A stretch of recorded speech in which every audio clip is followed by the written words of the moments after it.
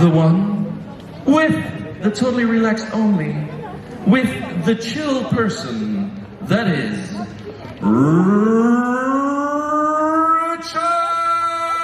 Dean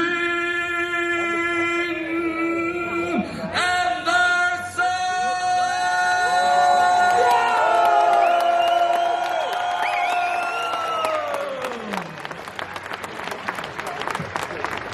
Richard Dean Anderson, ladies and gentlemen!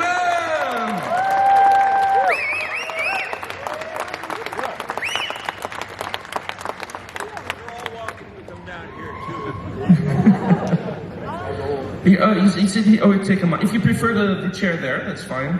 Whichever. This is a very comfortable sofa. It's definitely a sofa. It is. I'll test it in a moment. I've been sitting all day. Okay, well, okay. You don't mind me staying? No. Okay, fine. They're all standing also. Anybody want to sit in the couch? Get your own. What's new? Did I miss something? No, well, we had a cosplay contest. What is that? That is that people dress up as their favorite characters from series, or mainly manga, anime series, and video games, but just as well from books or cosplay. And they do the contest by performing an act with music they chose, with some dialogue that they bring. It's a kind of theater. Huh. I'll have to look into it. No, I like anime, I just don't follow it. So there's a lot of it to follow. So I understand. I'm more of a Family Guy, Simpsons sort of there. I heard of Yay. Yeah. They have that too. But I'm that old. That's what I like in animation. Although, anybody know who Wes Anderson is? His animation, to die for. It's just the best. So, like Fantastic Mr. Fox. Yes, absolutely. See, just happy. Nice. I don't immediately link the animation to him, but when you said animation, oh yeah, indeed. Yes, several, and yeah. And the I Love Dogs. Yep. To me, I was just in a discussion earlier with a gentleman that. I was asked what my favorite movie was, and I just said, well, my favorite director is Wes Anderson. And until I said it, I didn't really know or had a conviction about it, but yeah, I think he is. Anyway, those of you not familiar with Wes Anderson, go take a look. You have homework now. Yeah. I'm going to jump in between these people. Wait, I'll let this person make a picture here, secret selfie. I'm going to jump in between you, and then I'll get questions from them, and then you might answer them. Okay, do you need help getting down? Now, I've done this so many times that I believe that I can do, but you will have to step aside just a little bit though. Here we go. Whee! Oh, the thought of doing that with my knees. Jesus God. You would have done it probably 30, 40 years ago. Yeah, probably, and gotten the condition. And then, yeah, exactly, that's how it happened. Okay, I'll go to questions immediately here in the front. People are already raising their hands. We'll see how many we can fit in this little half hour. What did you like the most of being in TV shows? The fact of being in television shows. Excellent question. To reflect a little bit now, because it's not an obvious answer. I went to school, bounced around a little bit, but for the most part, went through college and such, studying art and the arts. And my father, when I was growing up, he was a speech and English high school teacher. He also directed school plays. And when I was about that high, he would take me to rehearsals and let me sit and watch, him put together the play. And I was so fascinated with the whole process. And during one of their rehearsals, and it was, mind you, there's no audience, it's just the actors on stage doing their activities. And during one scene, one of the characters was to bring out a birthday cake and present it to whatever the circumstance was. But instead of a real cake for rehearsals, they had a tray full of Hostess Twinkies. Anybody familiar with those? What would it be in, say, Denver or in the Netherlands? There's no Twinkies here. But Yeah, but do you know what they are? yeah, What are they? little cakes with a lot of sugar. Yes. Sugar. Anyway, they look like hot dogs with cream through the middle. It's a terrible pastry. But as a kid, I lived on them. I loved them. So when I saw this tray come out during the rehearsal, something went off in my head. And this is a true story, I'm sad to say. That any job I could get where I get free Twinkies is something I wanted to pursue, and ultimately, eventually I did. And what was the question you asked? Do you get many Twinkies whilst being a part I'm of done with television actor? Twinkies. I'm done with Twinkies. I'm a little more sophisticated than that, though not much. But there's something about your question that I haven't answered.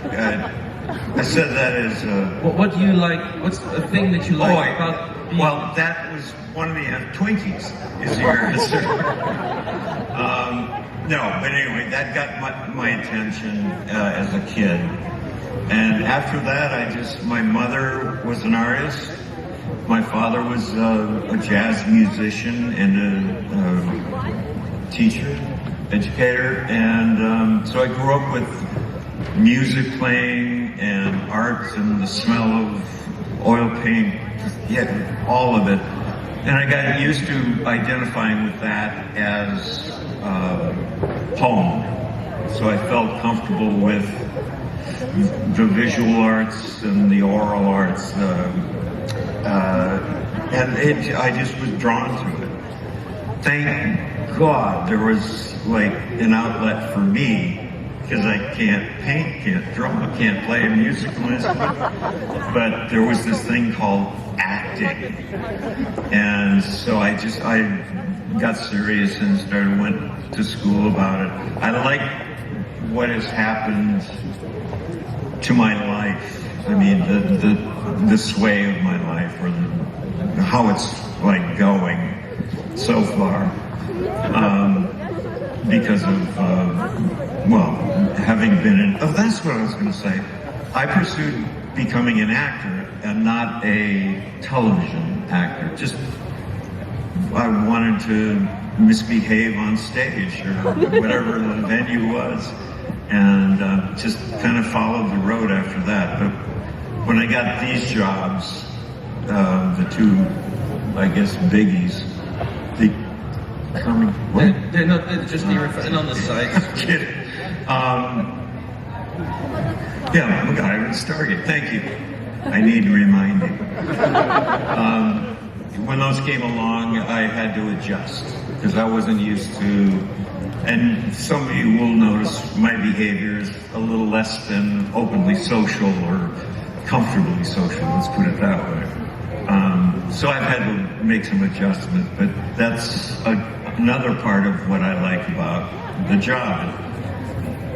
It got me out of the house and got me pursuing some form of art.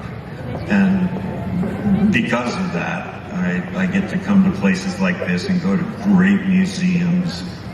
And I'm rambling now. You should tell me to stop. He's an artist. Next question here. I will get to you. Hello, Mr. Anderson. Hello, sir. I admire you as MacGyver at the time when I was a young kid in the 80s, but I'm wondering if you still have the imagination using your skills and especially using a paperclip as a one-man thing. as MacGyver. It's always with the paper. Okay, let's. There's Velcro. Any skills? Is that what you want to know? If any skills? Yeah, and can you still use your imagination? Oh, About circumstances. well, that's all we use, isn't it? Is your imagination. But do you build strange things in the garden out of nothing? Well, strange is relative, isn't it? It is. Thank you. No, I don't actively build things or go out looking for stuff to build. My approach, and I think the character's approach, was primarily towards fixing existing things that may have broken. In other words, look for a solution to getting out of jail, as MacGyver once did. Just once. Yeah, exactly. Well, as an example, on MacGyver, he was trapped in a jail of some kind, and there's no way to get out, isolated somewhere out in the mountains. But it was a jail-like situation with bars established going into the jail. Was a bicycle that was parked on the outside of the jail building. And when MacGyver remembers this when time comes to escape or get out of there. And so somehow, I think he took off his belt, probably, maybe his pants. I forget. Anyway, to make a rope, and tossed it and got somehow miraculously hooked the bicycle and drew it in, and he pulled it apart and broke some of the frame bars and made a torch. And in the voiceover of the whole activity, and at the end was that it was lucky that this bicycle was made out of magnesium. As bicycles are. Or manganese even, because it easily made, for me, MacGyver, a torch to get out of this jail. That's paraphrasing a little bit, but anyway, that's whatever I was saying before is what I meant. True. Okay, here then. So my question was a little bit similar to the one before, but I also would like to ask, have you ever MacGyver anything in your everyday life? Yeah. Next.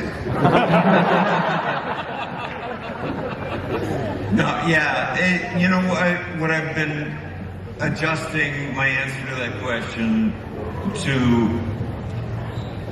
to say, in a broader sense, that MacGyverisms are made up of things of your imagination or the reality of having something around that can assist in fixing a situation rather than, creating. I mean, we got in trouble at one point, or we were accused of causing trouble when a couple of German kids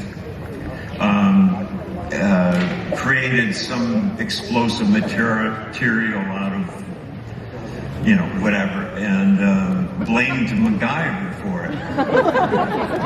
And I mean, I think the parents wanted to sue or something like that. It was sad because they got burned. They didn't lose any fingers or anything, but we made sure that we never, any combination of things that we put together to affect an ending or a solution, we made sure that we leave one element out that would, make it worthless and would make it not work.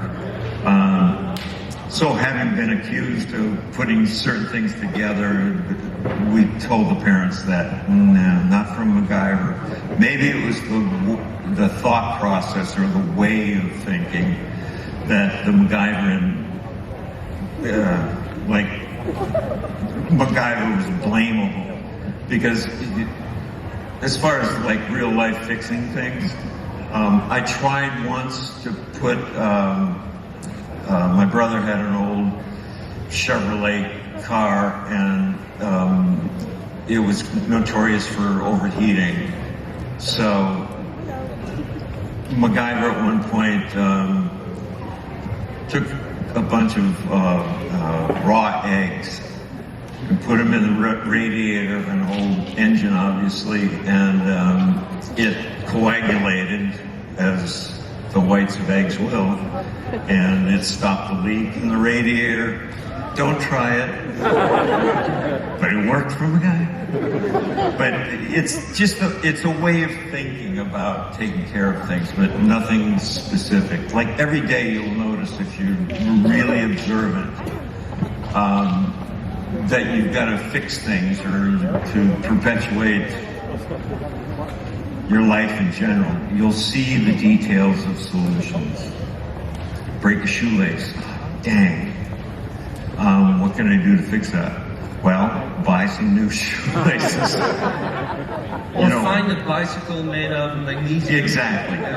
It's funny that you talk about the egg coagulating, because that's one of the things that as a child really stuck into my head, and now that you bring it up with my adult understanding of physics, I go, of course it wouldn't work, but just until you mentioned it, it was like a fact in the back of my head. If I would ever have a problem with my car, with the cooling system, I could always throw in an egg. It's now, if it happens to me in the future, I've been relieved of making that mistake, so thank you already. You're welcome. Anything I can do. Hi, thanks for coming. I'm a lifelong Stargate fan, so my question to you, sir, is who do you think would win a fight, MacGyver or O'Neill? Wow, in a fist fight, or? Yeah. Oh, a fist fight? Yeah, no bicycles. Well, yeah, keep in mind that O'Neill was a military man, thus had access to guns and such, which was fun for me because MacGyver was anti-guns, whereas the military guy in Jack was comfortable with them and used them for their intended purpose, which is wounding aliens, I guess. Who would win in a street fight? I don't know. Give me an idea. What do you think? I don't know, I mean, special forces, you know, he might be able to use his hand training, but, you know, MacGyver could maybe make a stop weapon in the backyard somehow. Yeah, the cleverness, I think, of MacGyver and whatever scientific knowledge he had accrued might come in handy, might be some kind of karate, not karate, but, you know, some formal kind of training, combat training like that. But I don't know. O'Neill drank too, so that either helped him or didn't. Maybe they fight and then they get to kind of a tie situation and they understand that the next kick might be the deciding one, and then they go, no, what have I done with my life? Why did I choose the path of violence? And they fall into each arms crying, and they open a nice coffee bar where aliens and humans alike are welcome. It might be. It's a different kind of series, perhaps. I don't know. Anybody write that down? Another question here. Yes, coming back for the egg, I know for sure my dad watched MacGyver because he gave me that tip one time. But one question about the reboot. What do you think about the reboot from MacGyver? You mean the one that's been canceled? I don't know, my Twitch chat is asking me for I cancel, yeah. What is your point on it? I didn't like it. But that's an objective response. because everybody has a right to things that I don't own, and so they asked me to be a part of it in some way. I read the script. I could see they were not on the right page as anybody else doing the first MacGyver was. I don't think it did justice to the franchise. It became more of a cop show with the title. The whole concept of, they did cursory MacGyverisms, but boy, you saw a lot of gunplay and bobbing and weaving. I don't know. Less imagination.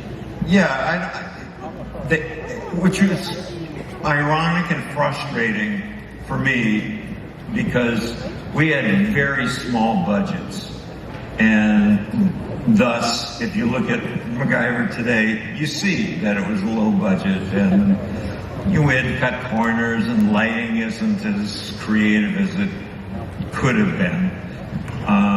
But then the other MacGyver got huge budgets and used it in production value, and it looked nice and all that. But then they dropped the ball where stories and character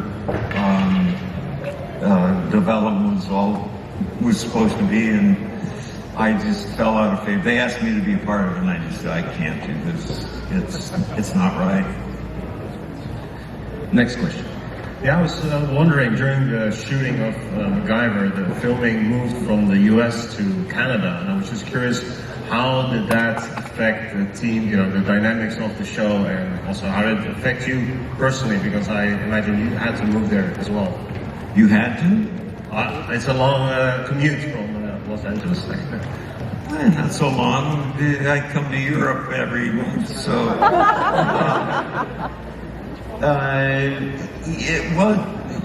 It actually, moving to Canada helped us a great deal, because eventually Los Angeles is going to be recognized very clearly as Los Angeles. And what was accessible to us, given our budgets and all of it, in Los Angeles was what was available in Canada far outshone anything that we could find in LA. Canada is a very diverse, especially for our uses, diverse environment, diverse everything. It's got mountains and an ocean and forests and, downtown cities and all that. So it was all very manageable for us. And also the people are really nice. And we were kind of welcomed with open arms. We were one of the first productions to go up and kind of start the exodus or the influx of movies and television to Canada, which, sucks for the States, but God bless Canada. Here to your right. Alright, Stargate ever hopefully will come back. Which villain should come back? In Stargate. In Stargate? Which villain? In Stargate, not Atlantis. Stargate. Oh. Well, you're asking the wrong guy. Let's put it that way. I swear, if Amanda Tapping was with me right now, we'd have tons to say about it because she knows everything. She knows the details. And that's why we gave her all that dialogue, all that techno stuff, because she could retain the what, the where, the who, or the whom. And I don't remember any of it. I couldn't tell you what villain should come back. I almost said Murdoch, but I don't think he was with us. He was in season 1. Murdoch was? The actor playing Murdoch. Stargate? Really? Where was that? You were in a chair with things in your head, and well, you were in a different place. That wasn't Michael DeBar's, was it? What? Do you know?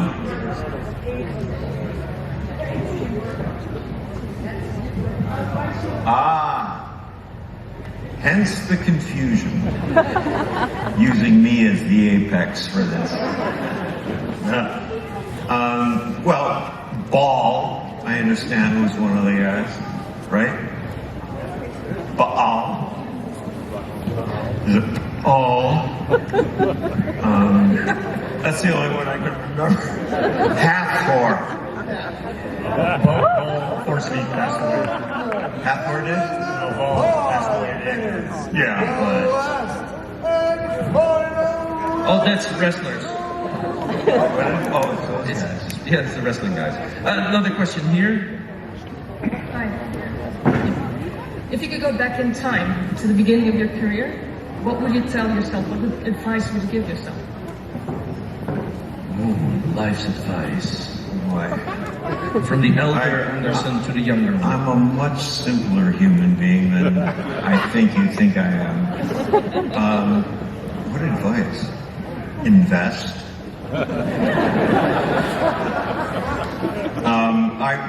I think I would not have. I think I would have paid more attention to my diet because, well, from my late teens through mid-20s or whatever, 30s. Wait, what time is it? I ate anything I wanted because I could, because of my heritage and my metabolism and all that business. I drank everything that's under the sun, and I just would have paid more attention to that aspect of life. I didn't have to think about it when I was, as all you kids will know, eventually. You can abuse the heck out of it now, but don't. It'll hurt later. Yeah. You know it when it's too late.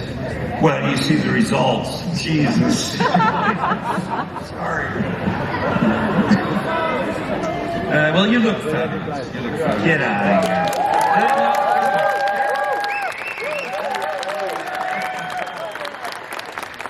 You should see me naked. And they say no again. See, they know their limits. You wouldn't be cheering. Well, that's all the time we have for now for you. Yeah, we could do this all night, I guess. But Bonnie Wright will be coming on anytime. Yeah. You know Harry Potter? The movies, the books, the games, the scarves, the hats.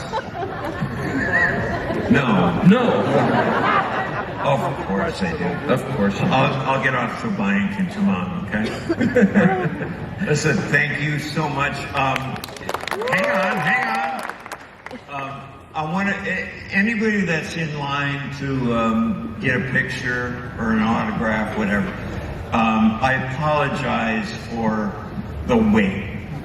Because you're so tolerant to put up with my lugubriousness or my slow nature.